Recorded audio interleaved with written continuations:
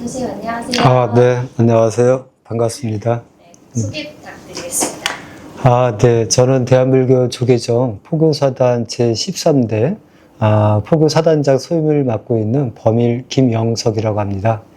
이렇게 화면으로 우리 대한불교 조계종 신도 여러분들께 인사드리게 돼서 반갑습니다. 감사합니다. 네, 와주셔서 감사합니다. 포교사라는 직업이라고 해야 되나, 직책이라고 해야 되나? 사실 이제 포교사는 직업이라고 보기에는 좀 수입이 없기 때문에 포교사로서의 활동으로 수입이 발생하면 직업인데 수입이 없고 지출만 있기 때문에 사실은 자격증의 성격이라고 봐야 되겠죠. 헌신하는 자격증이다. 이렇게 저희는 보고 있습니다. 네. 포교사가 어떤 자격증인지 네. 소개 부탁드립니다.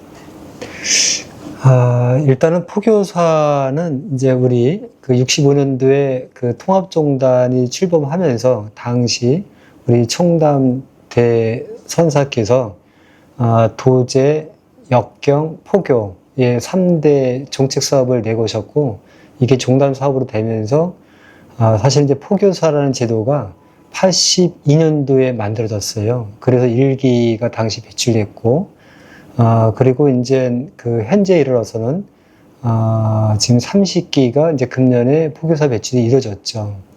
그래서 이제 포교사라 하면 종단에서 부여하는 전법 활동을 할 수 있는 자격증이다. 이렇게 이제 설명할 수 있겠습니다.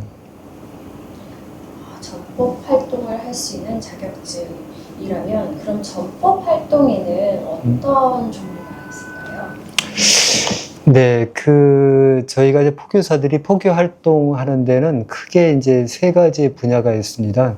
이제 문화예술 분야가 있고, 사회복지 분야가 있고, 이제 계층 분야가 있는데, 이제 문화예술 분야는 이제 불교문화 해설사든가 음성공양이 있고, 그 다음에 사회복지 쪽으로는 이제 그 지역봉사, 그 다음에 연불봉사, 그 다음에 이제 단체, 이제 사회복지가 가는 이제 단체 봉사 이제 등의 활동이 있고, 이제 NGO 활동도 있습니다.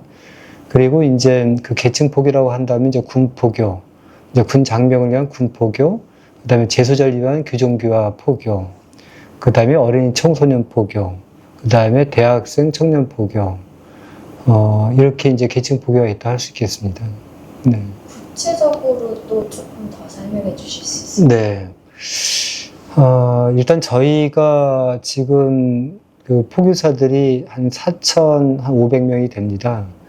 4,500명인데, 이제 신규 포교사 이번 30개지 포함하면 이제 2025년도 기준으로는 이제 5,100여 명 정도가 이제 포교사로서 이제 활동을 준비하고 있고 또 하고 있다라고 할 수 있겠는데요. 그러면 이제 사실 이 5,000여 포교사들이 주로 하는 활동 중에 저희가 이제 역점으로 두고 있는 사업들이 사실 이제 군포교 활동, 그다음에 이제 불교문 해설사, 그다음에 지역봉사 활동, 그다음에 NGO 활동, 그다음에 이제 통일 북한 뭐라고 표현되죠? 요즘은 다문화 봉사활동이라고 해야 되겠네요. 그쪽 봉사활동 이렇게 되어 있고, 이제 사실 그 군포교를 하나 예를 들어 말씀을 드리면, 저희가 이제 사실 저희 연령대가 이제 50대, 60대, 70대잖아요. 그러면 군장병들은 다 이제 이제 아들 같잖아요. 그러니까 이제 그 친구들을 위해서 저희들이 군법단에 가서 그 친구들한테 좀 이렇게 수고한다고 이제 간식거리 좀 준비하고, 그리고 이제 그 친구들과 함께 할 수 있는 여러 가지 이제 부처님 이제 교리 배우기라든가 요즘 또 트렌드가 되고 있는 명상 나눔이라든가 이런 활동들을 주로 하고 있습니다. 그래서 이제 저희 포교사들이 1년에 저희가 단비로 내는 돈들이 월 15,000원씩 해가지고, 합치면은 약 한 2만원, 18,000원 정도가 18만원 정도가 되겠네요. 18만원이 있고, 요게 이제 1년에 그 팀 활동비까지 포함한다고 한다면 저희들 5천여 포교사들이 포교 활동에 쓰는 그 비용이 한 24억 정도가 되더라고요. 그러니까 단비 회비로서는 이제 월 15,000원에서 1년에 이제 18만 원이 되지만 이제 팀 활동을 할 땐 저희가 다 자비 들여서 하거든요. 이제 자비 들여서 하기 때문에 그 돈들을 이제 예를 들어서 군포교 활동 같은 경우는 월 이제 그 10만 원 정도가 개인별 팀비로 나갑니다. 그러면 10만 원 정도 해서 그런 돈들이 전체 군포교 팀 활동 합치면은 약 한 80여 개 팀이 되고, 그리고 이제 교정교화도 마찬가지로 이제 사비 들여서 이제 제소자들한테 간식하고 이제 부처님법 이제 함께 하려고 하면 그러한 이제 여러 가지 그 좀 함께 할 수 있는 좀 여러 즐길 거리도 좀 있어야 호응도 있고 하기 때문에 그런 데 들어가는 비용들이 등등 다 추산을 해보니 저희들이 1년에 사용한 돈이 한 24억 정도다. 이렇게 저희들이 보고 있습니다. 그 돈은 전부 포교사들이 사비로 하고 있죠. 엄청난 봉사활동 규모네요. 네. 물론 이제 종단에서도 지원금이 좀 나오기는 합니다. 이제 예를 들어서 저희가 그 각 지역단의 이제 사무실 보조금, 그리고 이제 이제 저희가 1년에 한번 포교활동 팀 활동을 서로 이제 탁마 절차를 해가지고 함께 모여서 그 내용을 공유를 하고 함께 어떻게 좀 더 포교활동을 잘할 것인가라는 그 행사 연수의 과정이 있습니다. 그걸 이제 분야별 연수라고 하는데 각 지역단별로 진행되고 있습니다. 그래서 그때 이제 그 연수 보조금이 좀 나오고 해서 이제 그런 비용들이 이제 한 5, 6천만 원 정도가 이게 나오긴 합니다. 근데 사실 이제 저희들이 뭐 종단의 뭐 지원금을 이제 5천만 원 받는 것은 상징적인 의미가 저희들이 있다고 보고 있고, 대부분의 이제 예산들은 저희들 포교사들이 사비로서 이제 조달해서 이제 충당하고 있다. 이렇게 말씀드릴 수 있겠습니다. 저는 솔직히 불교가 타 종교에 비해서 자원봉사 분야가 좀 취약하지 않나 이런 생각을 함부로 했었는데, 네, 이것은 전혀 사실을 모르는 상상의 생각이었던 것으로 오늘 밝혀졌고, 네. 굉장히 불교로도 이렇게 다양한 포교와 봉사, 저희는 이제 그 봉사를 포교로 이제 말씀하신 것 같고, 이런 활동을 할 수 있구나라는 생각이 들어서 너무 감사한 마음. 별 말씀을요. 사실 여기엔 이 24억 원이라는 돈에 집계되지 않은 비용이 사실 또 있어요. 어떤 것들이냐면 저희들이 이제 그 사회적인 여러 재난이라든가 이런 일이 이제 발생을 하면 저희들도 거기에 대해서 어떤 자비와 나눔의 보시바라밀 활동을 저희들은 하고 있거든요. 예를 들어 말씀을 드린다고 하면은 이제 22년도에 이제 강원 경북에 큰 산불이 났어요. 그때 저희들도 성금을 모아서 5,500만 원을 저희들이 이제 그 전달해 드린 적이 있었고, 23년도에는 이제 트르키라는 나라에 큰 지진이 나서 거기도 저희가 한 6천만 원 지원해 드렸고, 그다음에 작년도 24년도에는 이제 마애불 부처님 바로 모시기에 저희들이 이제 동창금을 전달해 드렸고 해서, 금년에는 저희들이 이제 그 경북 지역의 고은사 등 이제 정통 사찰에 산불이 나서 저희가 이번에 금년에서 8,800만 원을 이제 모연해서 전달해 드렸어요. 그거를 이제 22년도부터 25년도 금년까지를 쭉 한번 합계를 내봤더니 2억 7천만 원가량이 되더라고요. 그래서 이제 이렇게 이제 사회적인 재난이라든가 이제 있을 때 저희들이 이제 자비와 나눔을 이제 앞장서는 것도 이제 하나가 있고, 그 다음에 이제 각 지역단별로 또 하는 또 일종의 자비와 나눔의 행사가 있어요. 어떤 사업들이냐면 저희들이 이제 그 내는 단비를 그 중에 이제 1,000원 정도를 무술실천운동본부, 지금은 이제 마음챙김 행복개발원이라고 이제 명칭이 변경이 됐지만 그 조직으로 정립을 시켜서 이제 연말에는 저희가 이제 그 불우 이웃 돕기 성금으로 그 돈을 지급을 하고 있습니다. 이제 예를 들어서 이제 취약계층 자녀들에 대한 뭐 이렇게 장학금 지급을 한다든가, 또는 이제 그 노년이라든가 또는 취약계층의 좀 이제 가정 생활비 지원금이라든가 뭐 이런 식으로 해서 저희들이 또 진행하는 또 사업이 있습니다. 그러니까 저희들이 24억 원 외에도 이제 들어가는, 나름대로 나가는 돈들이 있다. 그래서 이렇게 말씀드릴 수가 있을 것 같고, 저희들이 뭐 부처님법을 전법하는 거는 이 말로서가 아니라 이제 실천으로서, 신행으로서 이루어져야 된다고 생각을 하고 있기 때문에, 저희들 포교사는 이제 그런 일에 앞장서는 것에 대해서 굉장히 좀 흐뭇해하고 자신에 대해서 뭐 자랑스럽게 좀 생각을 하고 있습니다. 네. 포교사분 대부분들이 본업이 있으시고 네. 병행하시는 아, 그렇죠. 저희가 이제 포교사가 이제 그 활동을 할 때는 저희들이 이제 조직이라는 게 이제 포교사단으로 이제 묶여서 이제 그 활동을 하고 있는데, 저희들 이제 포교사단을 잠깐 먼저 말씀을 드리고 이제 본업 여부를 말씀드리는 게 좀 더 설명이 좋을 것 같아서 말씀을 드려보면요. 저희가 이제 5천여 포교사들이 이제 13개 지역단으로 이제 배정되어 있는데, 이제 소속되어 있는데, 13개 지역단은 이제 광역시도를 기준으로 이루어져 있어요. 이제 서울, 부산, 대구, 광주, 전남, 대전, 경북, 뭐 충북, 강원 등 해서. 근데 여기에 활동을 할 때는 사실 그 상근자도 있어야 되고, 그리고 저 같은 경우는 중앙단장 소임을 맡고 있으니까 또 이 일에 또 사실은 또 한 일주일에 7일이면 한 5일 정도는 이쪽에 시간을 좀 할애하고 있고, 각 지역단의 지역단장들도 마찬가지고, 그리고 이제 그 현장에서는 포교활동을 이제 포교활동 팀이라 해서 팀장이 리더가 돼가지고 팀원들과 함께 아까 말씀드렸던, 이제 포교활동을 하고 있는데, 그러면 이제 실제적으로 이제 일주일에, 한 번 정도는 포교활동을 하고, 그리고 이와 별도로 또 하는 일이 뭐가 있냐면 제적사찰에서의 신행활동을 또 하고 있거든요. 근데 사실 이거를 하면서 이게 그럼 직업이냐면 직업이 아니죠. 이거는 이제 우리가 좋아서 하는 일이죠. 그래서 이건 직업이 아니고 이제 부업이라고, 이제 부업도 아니죠. 이제 돈을 버는 게 아니니까.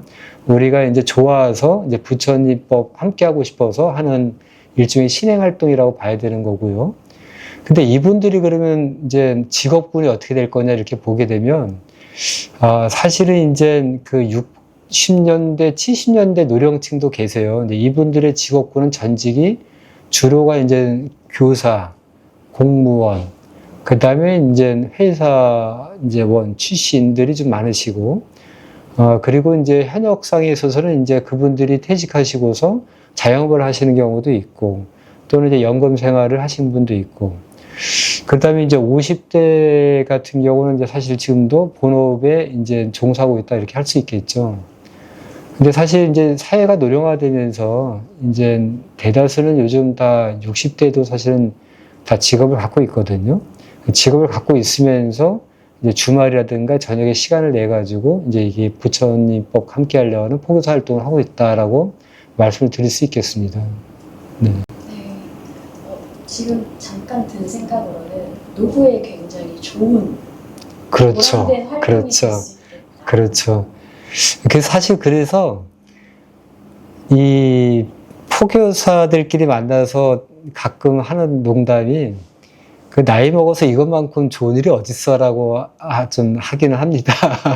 너무 보람되고 네. 또 진짜 또래 집단 아니면 만나기 힘든 그런 그렇죠. 예, 젊은 층, 그렇죠. 다양한 계층, 말씀하신 대로 다문화 가정, 뭐 탈북자들, 네. 예, 이렇게 어떤 사회 전반에 관여할 수 있는 일을 할 수 있는 기회를 갖는다는 거, 게다가 불신으로, 네. 신신으로 할 수 있다는 건 너무 보람된 일일 것 같고요. 저도 지금 저희 부모님께 한번 제안드려봐야겠다. 약간 이런 생각이 들 정도였습니다. 그렇다면 이 포교사를 대체 어떻게 해야 될 수 있나요? 네. 이 포교사는 이제 우리 대한불교 주기종 종법과 종령에 의거해서 포교사를 이제 선발하게 되는데, 종령에 이제 어떻게 명시가 되어 있냐면, 이제 불교대학 이제 그를 나오든가, 또는 동국대학교 불교학과 관련 학과를 나오고든가 했을 때 이제 시험에 응시할 수가 있고요. 그 다음에 이렇게 불교대학이나 동국대학교 불교학과 관련과를 나오지 못한 분들에게 있어서는 이제 신도 생활을 5년간 이렇게 하신 분에 있어서는 이제 제적사찰에 이제 주지스님 추천이라든가, 또는 교구본사, 이제 주지선의 추천 등 추천자 정형으로도 이제 그 자격이 부여를 하지만 이제 공통된 건 뭐냐면 포교사 고시를 봐야 됩니다. 근데 포교사 고시에 합격을 하고 그리고 이제 한 6개월 정도의 이제 연수 과정을 거쳐서 저희가 이제 9월 정도에 진행하는 8관 재개, 그러니까 포교사 품수식을 통해서 정식으로 이제 포교사가 됩니다. 그러니까 포교사 고시를 준비하고 품수하는 데까지 걸리는 시간이 대략적으로 한 1년 정도 걸린다. 이렇게 말씀을 드릴 수 있겠습니다. 쉽지는 않군요. 쉽지는 않은데 사실은 이 과정이 굉장히 자신에게 있어서는 포교사로서의 긍지가 고취되는 과정이다라고 좀 볼 수 있겠어요. 이제 예를 들면 이런 겁니다. 불교대학을 나오거나 또는 이제 불교대학을 나오거나 또는 동국대학교 불교학과에 나오신 분이 있다 하더라도 사실 시험을 본다고 하면은 자신이 공부한 거를 정리를 해야 되잖아요. 이 정리한다는 것은 이제 일종의 암기도 필요하고 또 이게 또 자기께도 돼야 되거든요. 그러니까 이게 자기께 되는 과정이 고시다, 시험이다 이렇게 말씀을 드릴 수 있겠어요. 그러니까 결국은 내가 그간의 부처님 생애를 내가 뭐 공부를 하면서 놓쳤던 부분들이 포교사 고시를 준비하면서 이게 바로 내가 살아야 될 인생이구나. 이게 바로 신행의 길이구나. 라고 이제 스스로 이제 자기의 인생을 이제 반주하거나 반추하거나 또는 어떻게 살아야 되겠다는 발언을 하거나 이러한 이제 과정으로서의 포교사 고시가 이제 자신한테 큰 의미로 오다 보니까 이게 단순하게 시험을 보는 게 아니라 내 인생을 좀 더 어떻게 살아야 되겠구나 하는 어떤 정체성을 확보하는 과정이다. 이렇게 말씀을 드릴 수가 있을 것 같아요. 이제 그렇게 해서 이제 포교사 고시를 한 서너 달 정도 준비해서 고시를 이제 합격을 했어요. 그러면 또 이제 연수를 하잖아요. 근데 이 연수라는 것도 재밌는 게 뭐냐면 저희가 또 1박 2일 또 이제 합격자 집체 교육이라고 해서 이제 연수를 하게 되는데 이 과정이 바로 도반이 있구나라는 어떤 도반 의식을 또 만들어지게 돼요. 그래서 이제 그 도반이 만들어졌고, 그 다음 이제 연수의 4개월 과정을 통해서 정체성이 심화가 되는 거죠. 이분들과 내가 함께 포교사 활동을 한다면 나는 정말 즐거울 것 같아, 행복할 것 같아, 라는 행복의 감정이 만들어지는 게 연수의 과정인 거죠. 그래서 이게 사실 어떻게 보면은 굉장히 1년의 시간 동안 내가 이걸 할 수 있겠어라고 하지만 막상 포교사 고시를 준비한 순간부터는 나는 정말 포교사의 첫걸음이 나한테는 굉장히 의미가 있고 뜻깊은 것 같아라는 생각을 가지게 되죠. 그래서 시간은 뭐 1년이지만 어느새 벌써 1년이야. 뭐 이렇게 해서 이제 품수까지 받게 됩니다. 지금 단장님이 이제 본인이 받으실 때 회상을 하시면서 그런 것 같습니다. 행복함이 지금 얼굴에다 드러나시고요.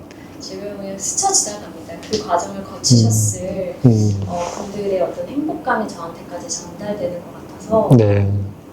진짜로 도반을 찾게 된다는 그 말씀이 나이 들어서 저도 뭐 아직 어린 나이지만 학교를 졸업한 이후에 친구를 사기가 이게 진짜 힘들고 게다가 같은 생각, 같은 가치관을 갖고 살아가는 사람을 더 만나기 힘든데 이렇게 이제 중장년의 나이에 그런 경험을 하실 수 있다는 게 너무 부럽고 저도 한번 지향해봐야겠다라는 생각이 드는 정말 감사한 말씀이었습니다. 저희가 그 하나 에피소드를 드리면은 그 포교사 고시를 합격하고 연수 4개월 거친다고 했잖아요. 그러면 연수의 마지막 종착점은 면접 시험이 있어요. 그 면접 시험을 이제 그 종단관이라든가 또는 이제 포교사를 지원하게 됐던 동기 그리고 앞으로 좀 더 어떻게 뭐 포교나 신행 활동을 할 계획인가 뭐 이런 등등에 관한 질문들인데 이 질문을 준비하는 것도 이게 쉽지가 않아서 사실은 전직의 선생님 출신인 분들 같은 경우는 항상 늘 가르치셨잖아요. 근데 면접을 보는 순간은 긴장이 되고 떨림이 와서 내가 이 면접을 잘할 수 있을까라고 다들 그런 고민들과 걱정거리를 많이 하세요. 근데 막상 면접 보고 나서는 아, 내 면접 잘 봤네. 첫 경험을 합니다. 첫 경험을 합니다. 네. 항상 면접을 보시다가 네. 너무나도 행복감이 느껴집니다. 그러면 단장님께서는 주로 아까 이제 분야를 한 3가지 정도 말씀해 주셨는데 어떤 분야에서 주로 활동을 하셨을까요? 네, 저는 이제 포교사 품질 받고 나서 이제 연물봉사 활동을 잠깐 한 1년 정도 했고요.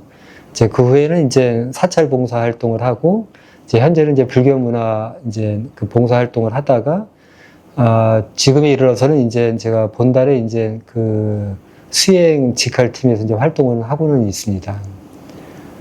그러면 그 활동을 거의 20년 정도 하시나요? 네, 제가 포교사 품수는 11기고요. 그 다음에 품수 받은 연도는 2006년도니까 제가 현재로서는 19년 차가 됩니다. 내년이면 20년이 됩니다. 그러면 단장님께서는 주로 아까 이제 분야를 한 3가지 정도 말씀해 주셨는데 어떤 분야에서 주로 활동을 하셨을까요? 네, 저는 이제 포교사 품질 받고 나서 이제 연물봉사 활동을 잠깐 한 1년 정도 했고요. 이제 그 후에는 이제 사찰 봉사 활동을 하고, 이제 현재는 이제 불교 문화 이제 그 봉사 활동을 하다가, 지금에 이르러서는 이제 제가 본달에 이제 그 수행 직할팀에서 이제 활동을 하고는 있습니다. 그러면 그 활동을 거의 20년 정도 하시나요? 네, 제가 포교사 품수는 11기고요. 그 다음에 품수 받은 연도는 2006년도니까 제가 현재로서는 19년 차가 됩니다. 내년이면 20년이 됩니다.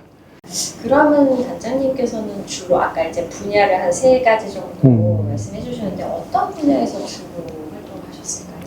네, 저는 이제 포교사 품질 받고 나서 이제 연물봉사 활동을 잠깐 한 1년 정도 했고요. 이제 그 후에는 이제 사찰 봉사 활동을 하고, 이제 현재는 이제 불교 문화 이제 그 봉사 활동을 하다가, 지금에 이르러서는 이제 제가 본달에 이제 그 수행 직할팀에서 이제 활동을 하고는 있습니다. 대단하십니다. 네. 그럼 그 시간 동안 아주 기억에 남는 일들이 몇 가지 있으실 것 같아요. 네, 혹시 소개시켜 주실 수 있을까요? 네. 한 가지는 이제 그 제가 연물봉사 팀 활동을 이제 할 무렵이었는데, 제 친구 이제 그 아버님이 이제 작고를 하셨어요. 그래서 제가 이제 그 시다레임을 봉사를 가야 되는데, 정말 그때 제가 다른 일정 때문에 쉬지 못할 사정으로 제가 그 시다레임을 제가 그 하지를 못했죠. 봉사활동을 하지 못했죠. 그래서 이제 그 영가에 대한 마음으로, 마음으로 제가 이제 별도로 혼자서 이제 그 영가에 대한 이제 그 장애연불을 좀 이렇게 한 적이 있어요. 사실 이제 연불이라고 하면 이제 고속연불이라 해가지고 자기가 이제 혼심을 기울여서 그 연불 봉사를 해야 되는데, 그때 그 연불 봉사를 하면서 저도 모르게 우리 그 제 친구의 부친께서 나는 이제 그 극락완생 하셨을 거다라고 하는 믿음이 딱 생기더라고요. 그래서 이제 그 얘기를 이제 제가 친구한테 얘기를 해줬고, 친구도 이제 고맙다고 해서 그 활동이 이제 좀 보람이 됐던 것이 이제 기억이 좀 납니다. 네. 그렇죠. 지금 말씀하시면서 또 약간 눈이 촉촉해지셨어요. 사실 이제 제가 이제 그 봉사활동에 관한 얘기였지만, 제가 포교사 도반에 관한 얘기를 좀 잠깐 말씀을 드리면, 제가 이제 제적사찰이 용화사고, 이제 용화사 포교사회가 있고, 그때는 제가 이제 이제 함께 활동했던 분이긴 하시죠. 제보다는 이제 기수는 이제 한참 아래예요. 이제 기수는 아마 20기 정도가 되실 테고, 이제 나이는 이제 현재 살아계셨다면 이제 80대 중반 되셨을 건데, 벌써 한 10여 년 정도가 지났기 때문에. 근데 이분께서 사실 그 가족이 포교사가 되신 경우에요. 이제 부인께서도 이제 포교사시고, 이제 따님도 포교사 하셨고, 그리고 이분이 이제 포교사 활동하다가 작고하셨는데, 작고하실 때 사실은 이제 유언이 뭐였냐면, 포교사복을 이제 하관하고 입관할 때 자신을 이제 그 상복 대신 포교사복으로 좀 해달라, 포교사복으로 상복을 해달라라고 이제 사실 유언을 내리셨어요. 그중 몇 가지 중에 이제 한 가지인데, 주요한 건데. 그리고 이제 금강경을 이제 그 관에 함께 넣어줘서 자신이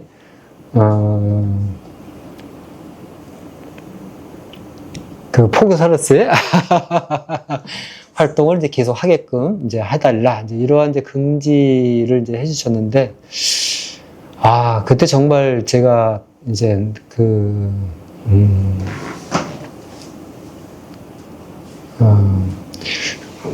이게 갑자기. 네.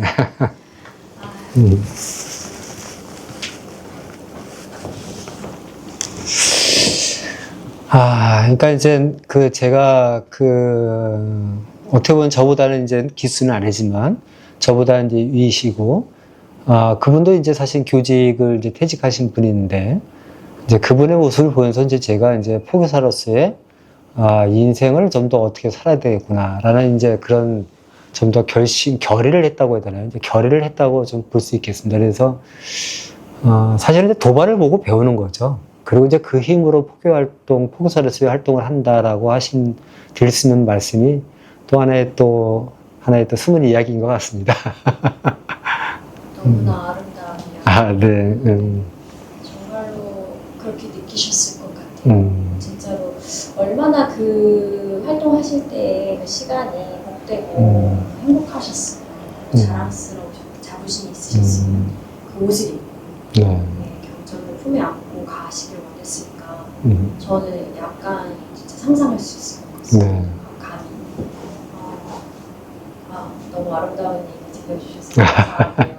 그러면 혹시 포교사분들 중에서 제일 연배가 높으신 분은 몇 세시고 제일 어리신 분은 몇 세 정도?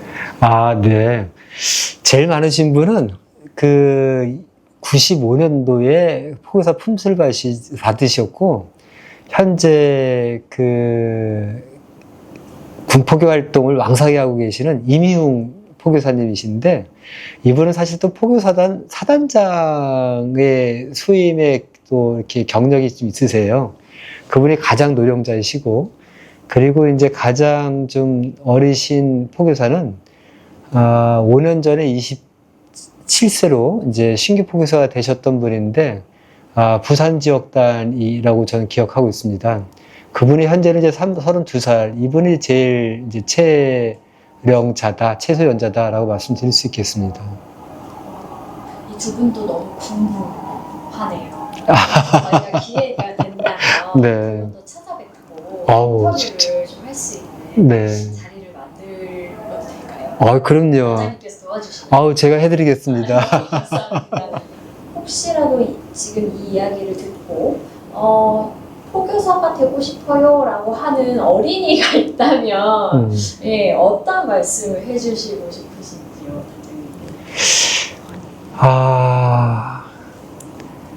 저는 이제 가슴이 일단 설렙니다. 어린 친구가 포교사가 되고 싶어요. 어떻게 하면 포교사가 될 수 있어요? 라고 만약에 질문을 던진다면, 사실 또 그런 질문은 또 어린 청소년 포교 활동하는 우리 포교사님들이 가끔 가다가 이제 사실은 또 듣는 질문이기도 해요. 저는 이제 어린 청소년 이제 포교 활동을 하지 않았기 때문에 직접 그 질문을 받지는 못했습니다만, 제가 지금 그 질문을 받는다고 하면 굉장히 설렐 것 같아요. 그리고 그 친구들한테 저는 이렇게 얘기를 할 수 있을 것 같습니다. 부처님법을 함께 가는 것이 이제 포교의 길인 거고, 그리고 그 일꾼들이 포교사인데, 간단하단다. 나랑 함께 손잡고 가면 된다. 이렇게 말씀을 드리고 싶습니다. 손을 꽉 잡을 것 같습니다. 단장님을 믿고 한마디로 이게 제가불자 진단인 건데요. 아까도 말씀하셨듯이 수행도 소임도 있으시다고 하셨어요. 혹시 이제 함께 하시든 또 혼자 하시든 포교사님들은 어떤 수행을 주로 하고 계신지 네. 좀 저희들 포교사들이, 저희들이 한번 몇 년 전에 한번 통계를 해본 적이 있어요.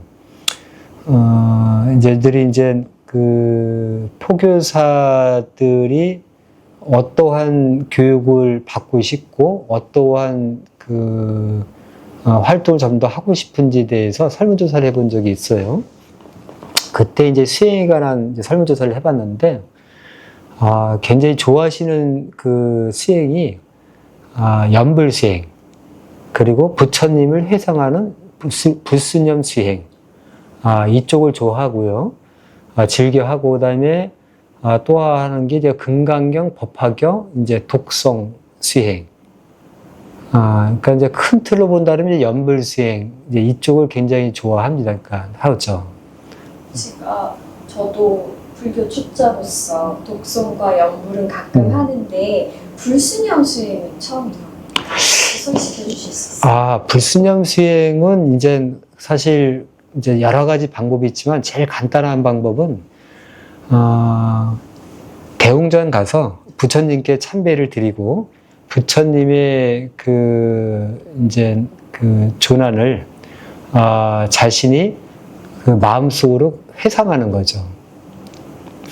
이제 관세음보살 석가모니 부처님을, 이제 이미지로 떠올리면서 관세음보살 또는 석가모니이라고 이제 그걸 이제 이렇게 칭호연불이라고 하는데, 를 하면은 그것이 이제 불스님이라고 할 수가 있죠. 그러면 결국 어떤 마음이 생기냐면, 부처님처럼 나는 살아야 되겠구나. 부처님처럼 어떻게 살 거냐. 바로 어려운 이과 함께 하겠다. 뭐 이런 자비와 나눔의 마음을 좀 더 자신이 좀 결의를 좀 하고, 그리고 내 어리석은 마음을 좀 더 좀 깨우쳐서 좀 더 마음을 좀 더 밝고 건강하게 가져야겠구나. 뭐 이런 식으로 이제 부처님의 해석을 하게 되면 마음을 좀 더 정화를 시키면서, 이제 궁극적으로 이제 부처님과 같이 내가 어떤 깨달음 또는 열반의 길을 가고자 한 서원을 하게 되는 거고, 현실에 있어서는 부처님의 발자취를 따라서 좀 더 내 마음을 밝고 편안하게 가져가야 되겠다. 이런 정도로 가는 것이 불수념의 수행의 어떤 효과라도 볼 수 있겠습니다. 네. 저 어린이 법회 다닐 때 저희 법사 스님이 저희들의 눈을 감게 하시고 지금 전면에 있었던 부처님의 모습을 머리끝부터 발끝까지 한번 그려보라고 하신 적이 있었는데, 이게 그냥 스며들듯이 불수념 수행을 저희한테 시키시거든요. 그렇죠. 네. 문득 떠올랐습니다. 네. 소개시켜 주셔서 너무 감사합니다. 그럼 사실 요즘 영상이 굉장히 오래전부터 유행이었고, 이제 조계종에서 작년 5회부터 선명상이라는 좋은 영상의 대중화에 힘쓰고 계신데요. 좋은 개념을. 혹시 선명상 혼자만 알고 계신 나만의 선명상 방법이 있으시다면 하나 또 소개시켜 주실 수 있을까요? 저는 우리 총무원장 진우 스님께서 선명상을 하실 때 한 말씀을 딱 이렇게 요약해서 하신 게 있어요. 행복으로 가는 길이다. 근데 그 행복으로 가는 길을 어떻게 할 것인가? 사실 그것은 과거의 마음이 끌려가지 말고 오는 미래에 불안해하지 말라는 거거든요. 말라라는 그런 말씀이신데, 그게 가능하려고 하면은 또 한 가지가 저는 굉장히 쉬우면서도 어렵지만 할 수 있는 일상생활의 수행법이 하나 있다고 봅니다. 운전할 때는 운전에만 집중하기. 그러니까 한 가지의 행위를 할 때, 그러니까 한 가지의 일을 할 때는 한 가지 행위만 하기. 그러니까 한 가지 그 행위에 마음을 집중하기. 이게 저는 가장 어려우면서도 가장 쉬운 수행방법이라고 생각을 합니다. 한마디로 현재에 충실하자 이겁니다. 이거는 개인적인 질문인데, 그런 걸 할 때 너무 하기 싫다 이런 마음이 떠오를 때는 대체 어떻게 해야 돼요? 그럴 때는 이래야 될 것 같습니다. 일단은 한번 호흡을 3번 정도 이렇게 한번 크게 한번 해보는 거죠. 사실 이제 그 미국에서도 이제 소방대원이 논란 환자들을 이제 안심시키려고 할 때 처음 하는 게 호흡을 크게 한번 크게 들여마시고 내십시오라고 하거든요. 그러니까 그거는 왜 그러냐면 내가 수행하기 싫어. 아니면 일상생활이 너무 무료하고 좀 우울해, 불안해. 뭐 이러한 마음들이거든요. 그런 마음들을 내가 보다 내 마음 자신으로 가려고 할 때의 시작은 바로 저는 호흡이라고 생각을 하거든요.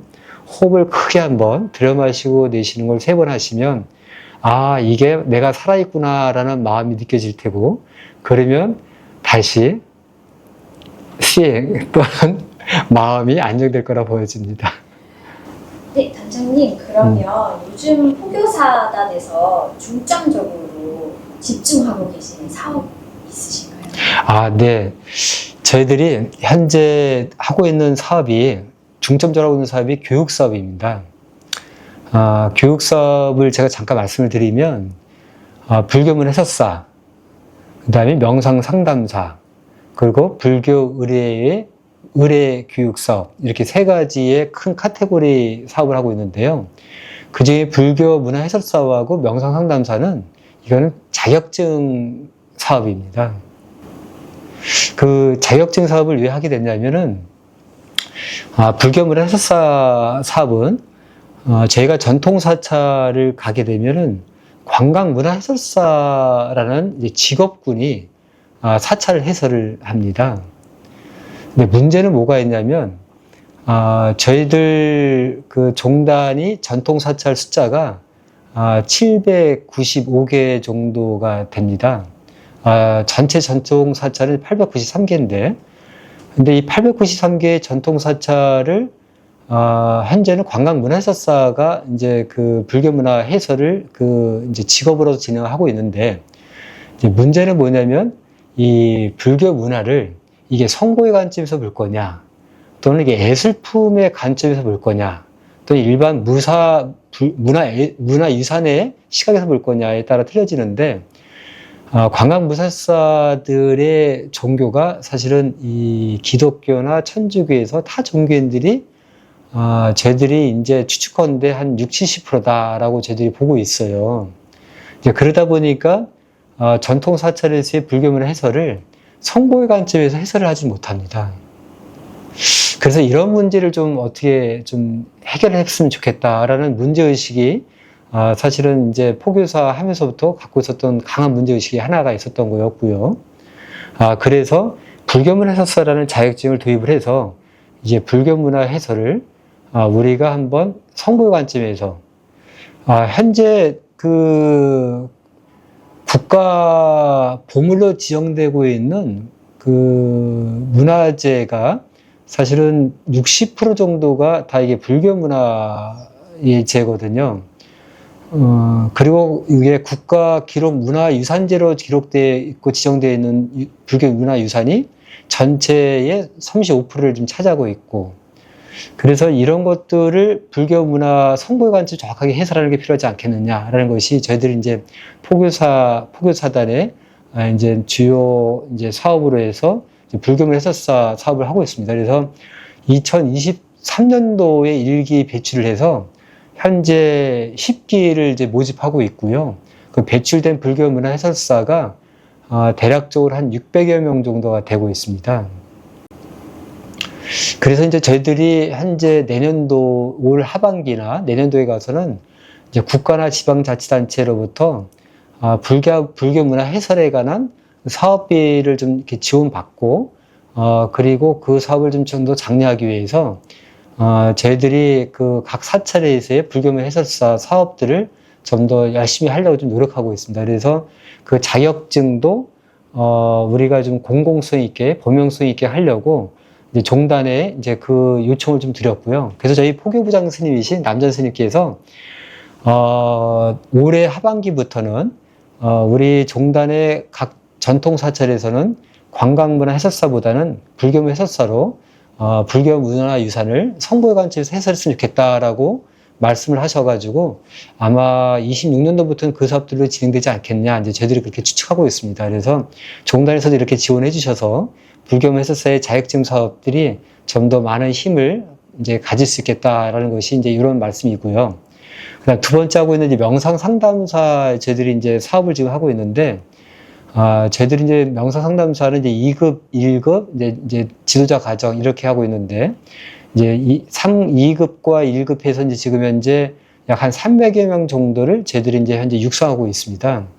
그러면 명상상담사를 그럼 왜 육성하고 있느냐라고 이제 그 말씀을 드릴 때, 일단 먼저 저희들 포교사들이 잘하는 게 뭔지를 말씀을 드려야 될 것 같아요. 하나는 사찰에서 불교 문화를 해설하는 해설. 그걸 정말 자신 있게 잘합니다. 그리고 두 번째는 설법이죠. 근데 설법이지만 이것을 수행의 관점에서 설법한다 이렇게 말씀을 드릴 수 있겠습니다. 그리고 이제 세 번째가 이제 불교 의례, 이제 염일봉사라든가 또는 법회 집전이라든가 이러한 일들을 이게 말씀드릴 수가 있겠는데, 그래서 이 잘하는 세 가지를 좀 더 잘해보자라고 해서 이제 그 중에 이제 우리가 설법, 수행 이 관점을 이걸 한번 자격증으로 좀 한번 녹여가지고 만들어보면 어떻겠냐 해서 저희들이 이제 진행을 하고 있는 거고요. 그래서 명상상담사도 저희가 이제 포교사단에서 자체에서 이제 사실은 발행하는 자격증입니다. 이제 사실 이 사업을 진행하고자 하는 이유는 저희가 이제 우리 총무원장이신 진우 스님의 선명상 대중화 사업. 사실 선명상 대중화 사업의 일꾼은 크게 포교사와 그 다음에 이제 종단의 사찰이라고 저는 보여지고 있거든요. 여기에 이제 큰 힘을 쏟고 있는 이제 그 단체가 바로 이제 한국 명상 지도자 협회이기도 합니다. 거기에 또 포교사들이 또 활동 회원으로 거의 많은 숫자가 지금 또 활동하고 있거든요. 그래서 포교사들이 사찰이나 또는 한국 명상 지도자 협회 등에서도 활동을 많이 하고 있기 때문에 이걸 포교사단에서 한번 묶어서 진행해보자라는 그런 이제 그 문제의식을 갖고 저희들이 자격증을 이제 발행하고 있죠. 그래서 이제 저희들은 그 포교 활동을 제가 아까 말씀드린 대로 5,000명이 이제 303개의 포교 활동팀에서 활동하고 있는데, 결국 포교 활동을 한다 하더라도 그 주요한 콘텐츠는 불교 문화 해설, 그 다음에 명상, 그리고 이제 그 불교 의례, 이 세 가지를 적절하게 내가 어떠한 팀 활동을 하냐에 따라서 녹여서 하느냐가 중요하다 보고 있거든요. 군포교에 가서는 이제 군장병들한테 내가 이제 수행이라든가 또는 그 지역, 예를 들어 강원도에 있는 뭐 군장병이라 한다면, 전방에 있다 한다면 뭐 신흥사 또는 월정사에 이제 불교 문화재를 소개를 해가면서 또는 이제 하면서 이제 저희들이 이제 군포교 장병들과 함께 군포교를 한다고 한다면 더욱더 이제 우리 사찰 종단에 대해 불자가 될 수 있는 그런 또 황제를 또 기여할 수 있는 길들이 있잖아요. 그래서 그런 식으로의 그 콘텐츠가 있어야만 저희들이 일반인들, 군장병을 추후에 제대하고 나서는 군장병을 이제 불자로, 신도로 이제 전환 또는 이끌 수 있는 그런 또 이제 그 방법이지 않냐 해서 이제 그렇게 활동의 그 콘텐츠를 가지고 있거든요. 그런 활동들은 이제 제소자에서도 마찬가지죠. 예를 들어서 청주기 도소다, 미평기 소다 그러면은 이제 전통사찰이 이제 관음사도 있고, 이제 청주 용화사도 있고 또 하니까 이제 용화사에 대한 소개도 하고, 그리고 이제 명상도 한다고 한다면 자연스럽게 출소하고 난 다음에는 이제 신도로서의 갈 수 있는 길이 좀 더 확률적으로 높아지겠죠. 이런 식으로 해서 이제 하기 위해서 우리가 이걸 보다 역점적으로 한번 해보자 그래서 이제 자격증을 한 건데, 제가 아까도 말씀드렸지만 포교사 고시를 볼 때 포교사 고시를 하면은 자기가 가지고 있는 이 교리라든가 신앙심이 좀 더 신행심이 이게 확실히 정리된다고 말씀을 드렸잖아요. 그러니까 명상 상담사다, 불교 해설사다는 자격증을 하게 된다면 이 자격증을 준비하는 과정에서 자신이 갖고 있는 그간의 수행을 좀 더 잘 정리를 하기 때문에 굉장히 역량이 업그레이드돼서 이제 자신이 남 앞에서도 충분하게 자신의 포교 활동할 수 있는 콘텐츠를 자기 스스로 만들 수가 있다, 이렇게 보기 때문에 자격증 사업을 하고 있습니다. 이게 저희들 포교사단이 하고 있는 중요한 역점 사업이다, 이렇게 말씀을 드리겠습니다. 저는 들으면서 궁금했던 게 두 가지 정도 떠올랐는데요. 네. 그러면 지금 일반인들이 불교 문화 해설사님을 만날 수 있는 기회가 있나요? 네.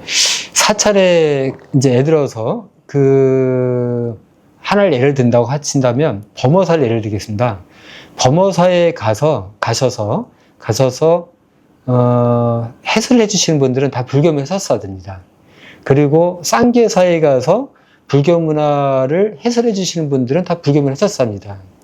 그러니까 지금은 저희들이 불교 해설사가 한 600명 정도 배출돼서 각 교구라든가 전통사에 이제 배치가 돼서 활동을 하고는 있지만 아직 관광부설사를 전면적으로 대체하지는 못하고는 있습니다.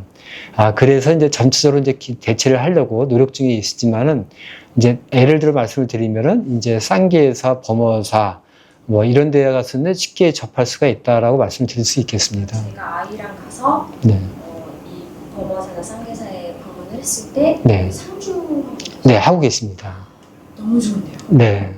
그러면은 이제 어느 사찰에 불교문화 해설사가 계신지를 확인을 해서 네. 그 계신 곳에 가서 아이와 함께 네. 불교를 성보의 관점, 네. 문화재를 그렇게 해설을 들을 수 있게 네. 해줄 수 있다는 말씀이시죠? 네. 그래서 그러한 자료들은 저희들이 추후에 각 사찰별로 불교 해설사가 나오는 시간대를 좀 알려드릴 수 있는 홍보의 방법을 좀 찾아보고요. 그리고 저희가 또 포교사당 홈페이지가 있는데요. 그 홈페이지에 그 불교 해설사의 그 활동을 보다 좀 더 이렇게 잘 이렇게 보실 수 있게끔 저희들이 잘 홍보를 할 수 있게끔 좀 장을 만들도록 하겠습니다. 제가 에피소드 하나를 좀 말씀을 드리려고 하는 게요. 제가 그 포교사단의 중점 사업으로 이제 불교 해설사를 말씀을 드렸는데 이 자격증을 이게 취득하는 과정이 얼마나 힘든지 거기에 관련된 우리 한번 그 에피소드가 하나 있었습니다.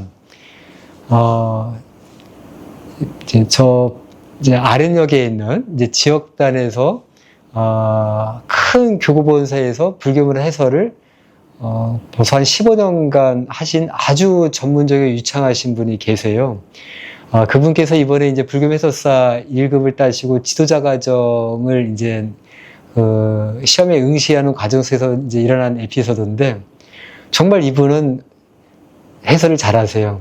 잘하는데 떨어졌어요. 시험이라는 그 자격증이 갖고 있는 요구사항이라는 것이 일단은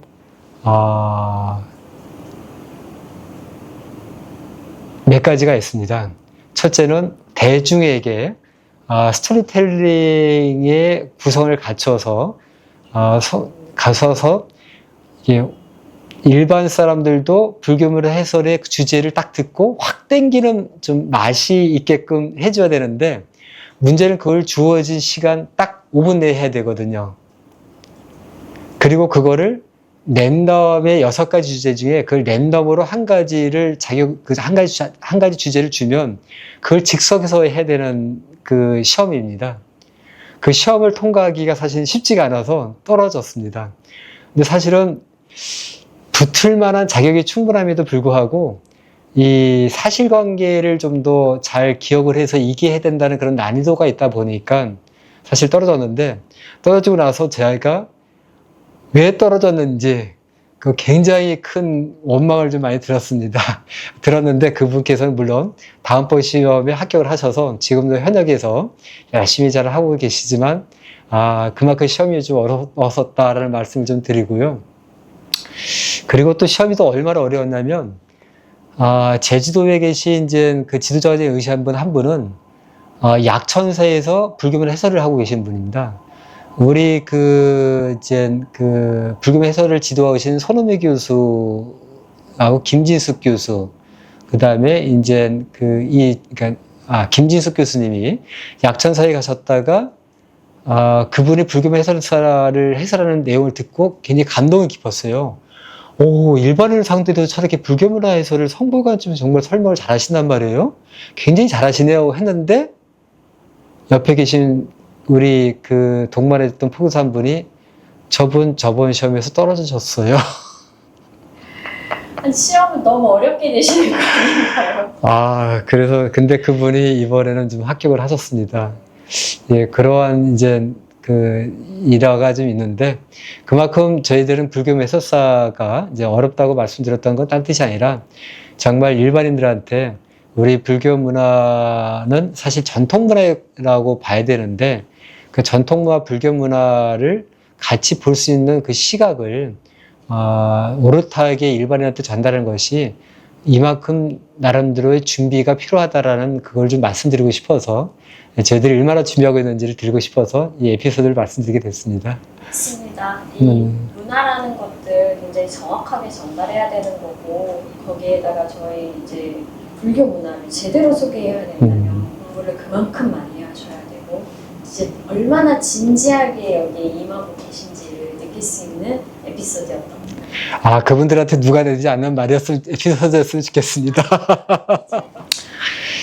이번에 이제 불금 해설사 이제 지도자 과정에 응시했던 분 중에 사실 1차 때는 떨어지고 이번 2차 때, 2기 때 합격하신 분이 한 분 계십니다. 그분이 이제 나이 연령대는 이제 70대이긴 하십니다만, 그리고 포교사 기수도, 사실은 이제 최근에 포교사 품질을 받으신 분입니다. 그분 대건 순천인데, 송강사로 이제 지적사체 송강사고 활동하시는 데가 송강사여서 늘 이제 송강사 가셔서 이제 사찰 신앙 활동을 하시는 분입니다. 사실 불교매서사 지도자과정 이제 시험에 응시하신다고 교구본사 주지스님께 말씀을 드려서 격려와 응원까지 받고 오셨습니다.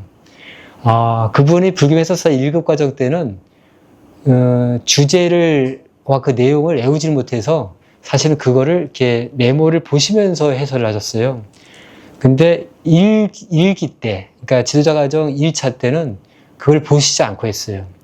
근데 안 보셨는데 그걸 얼마나 잘하시려고 했는지 야외용 마이크를 준비해 오셔서 그걸 해설을 7분간 하시는데 얼마나 준비를 잘하셨는지 다 외우고 하셨는데 문제는 떨면서 하셨어요.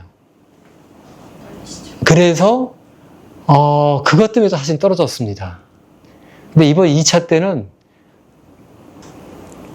물론 당연히 외웠죠. 그리고 능숙능란하게 정말 스토리텔링 구성을 맞추셔서 해설을 잘 하셨습니다.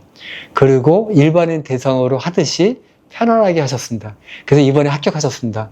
그래서 제가 송강사 가셔서 그분께서는 사실은 관음 전에 늘 신행활동, 봉사활동 하시는 분인데 이제는 떳떳하게 자기가 송강사에서 불교문 해설을 할 수 있겠다라는 그런 자신을 갖고 또 그리고 교구장 스님께 자랑을 하겠다고 말씀을 했던 것이 기억이 납니다. 얼마나 피나는 노력을 하셨을지 그렇게 떠시던 분께서 그래서 그분이 그 전날에 지도자과정 시험 보시는 분들하고 함께 방을 쓰시면서 자기가 얼마나 연습을 했는지 그거를 설명해 주셨는데 저희들이 랜덤 주제 6가지를 사전에 문제를 줍니다. 그 중에 한 가지를 자기가 해야 되고 그 다음에 셀프 주제 이렇게 해서 이제 2가지를 하게 되는데 이 6가지를 다 외우셔서 그걸 능수능란하게 다 다른 분들 앞에서 시연을 해보셨다는 거 이거를 좀 말씀드리고 싶습니다. 근데 나이가 지금 이번에 70 아마 중반대로 제가 알고 있습니다. 너무나 반성하게 되는 에피소드입니다. 정말 대단하십니다. 송강사도 한번 저희가 찾아가도록 하겠습니다. 네. 또 한 가지 궁금했던 거는 불교 의례도 하시는 네. 불교 의례라고 하면 저는 솔직히 돌아가신 장례식장, 영가 이런 것만 좀 떠오르는데 혹시 그 외에도 뭐 탄생 축하나 아니면 결혼식이나 뭐 이런 의례들도 있을까요? 네. 지금 그러니까 종단이 포교원이 있었던 스리원 체계, 그러니까 현재 우리 대한불교 조계종의 포교부에서 포교원 시절에 불교 의례를 다양하게 일상생활에서 활용하는 방법, 그걸 포교로 활용하는 방법을 지치서를 만드신 적이 있어요. 만들어서 이제 배포한 적이 있습니다. 방금 말씀하신 대로 결혼식장 또는 피로연 또는 아이가 태어났을 때 결국은 이제 태어나서 이제 사실 임종시 때까지 이제 우리가 종교로서 그 역할을 해야 되지 않습니까? 그래서 이제 태어날 때는 어떻게 해야 되는지 거기에 따른 이제 의례도 다 있습니다. 그래서 저희들이 이제 사실 죽은 임종에 대한 시다림 의례는 저희들이 굉장히 특성화돼서 잘하고 있지만 일상생활에서의 어떤 함께 기쁨을 나누는 의례는 사실은 좀 아직은 좀 활성화되지 못한 부분이 있습니다.